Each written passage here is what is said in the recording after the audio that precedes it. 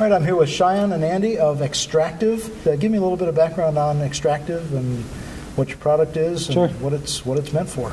So basically, we've been working on for the past few months is a content extraction and listening extraction service that takes advantage of a very powerful web crawling service through 80 Legs and some very powerful semantic technology through Andy's company.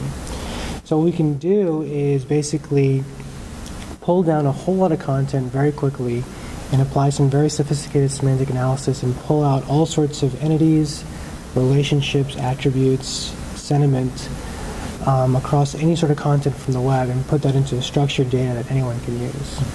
So you're producing, what, RDFA or triples? You name it. And so really? we're basically starting, we see a lot of people using JSON now, kind of for fast and dirty kind of applications. Okay. But RDF is really our ultimate goal.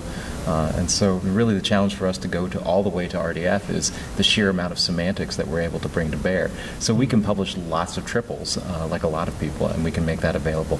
But we put a lot of semantic markup on top of that. So we offer right now about 10,000 different types of semantic types, namely entities, names. Wow. And we combine that with hundreds of different types of facts and attributes and relationships.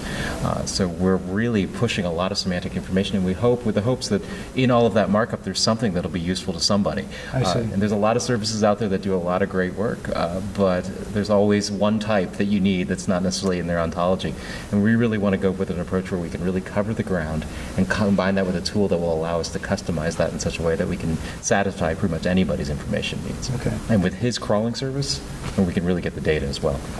We can point to any page, any set of pages, and we can turn that into RDF and structured content. All right, so you could offer that as a service to a publication that's Absolutely. not producing its own markup. Sure. Okay. Or anyone else that wants to look at any page that's not their own even and turn that into structured content. We can do that Okay. for them too.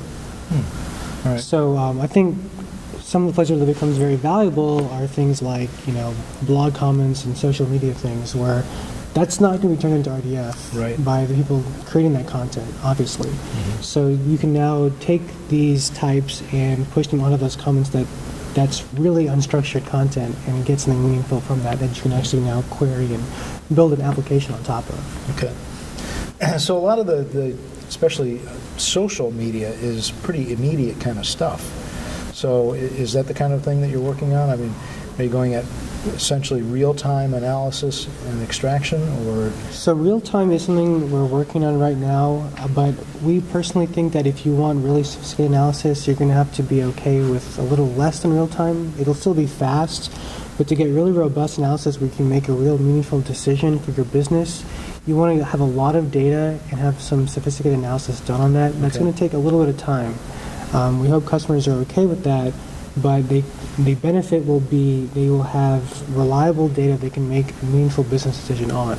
Okay. And the exciting thing about what we offer is that we actually do that semantic content on the crawl itself. So we don't have a separate server farm somewhere where we're actually pulling that data down and extracting the content from that. We're actually doing that as we see the data for the first time. So you crawl, you extract, and you produce the metadata right there on the spot. Yeah. And then you'll deliver that to whomever the customer is. So the answer we have for somebody who really needs immediate data is if you're willing to necessarily initiate crawls and you kind of know the pages you're looking for, we can get you that data almost instantaneously. I see.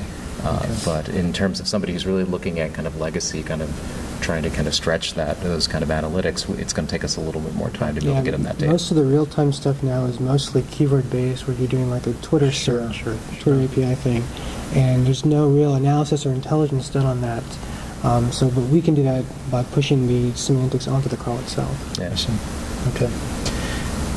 And you said that you're open to working with whatever companies have a hole to fill.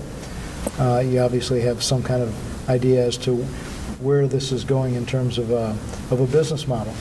And I mean, that's one of the things that I've been trying to look for here in this conference is where's the money at? I mean, I've been looking at semantics for several years, and as a technology, it's great stuff.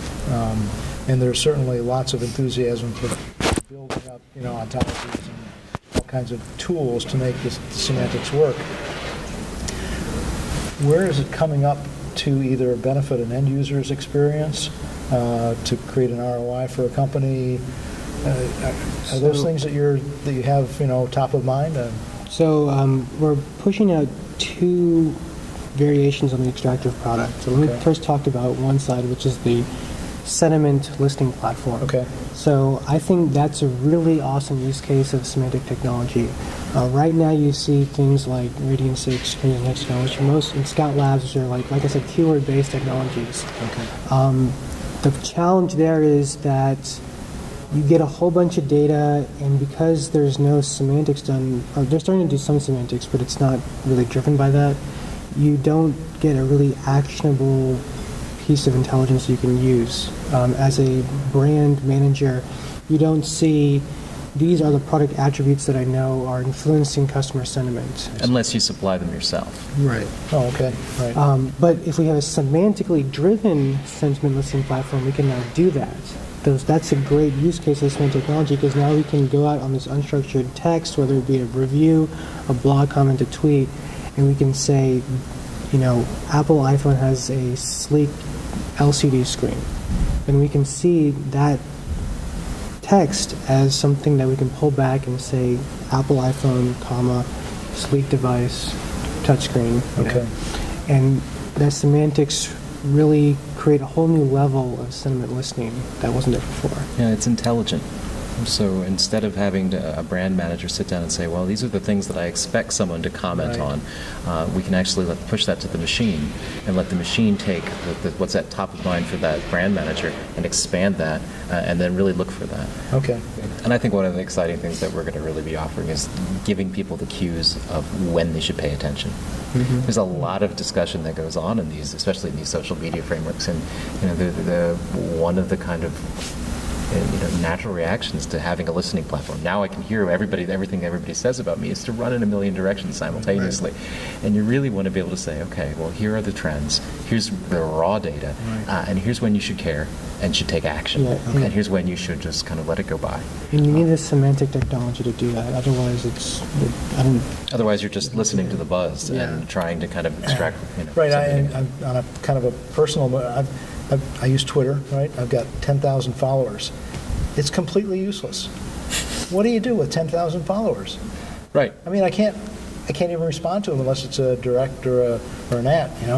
So, but I can see, so what you referred to as the river of information is more like an avalanche. No, sure. Tsunami. Just get out of the way of the snow. So we want to have a service that can pick the trout out of the river for you. Right. Okay. Terrific. I appreciate your time. Thanks. Thanks so much, Sean. Well, best of luck to you. Hope everything goes Great. great. It sounds like good stuff. Thanks. All right.